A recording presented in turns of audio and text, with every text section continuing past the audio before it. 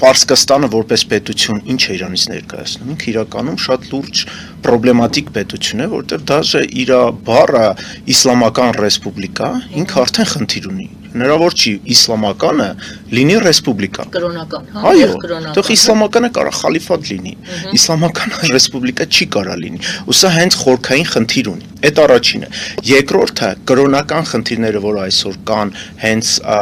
պետության 4 կողմ, իսլամական ռեսպուբլիկայի պետության 4 կողմ, դա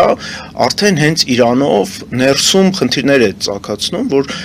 հետագայում մենք ունենալու ենք լուրջ պրոբլեմ Պարսկաստանի հետ։ Ինչի մասին է խոսքը, նայեք, Պարսկաստանը ունի շատ խոր պոլիտեոլոգիա, որի կենտրոնական հիմքը դա կրոնն է ու շեյիտական կրոնն է։ Իսկ շեյիտիզմի մեջ զոհաբերությունը ամենակարևոր բանն է։ Անձի զոհաբերություն։ Այո, իհարկե, շեյիզմի հենց կարևոր միտքը դա երբ որ դու քո անձը զոհաբերում ես հավատքի համար։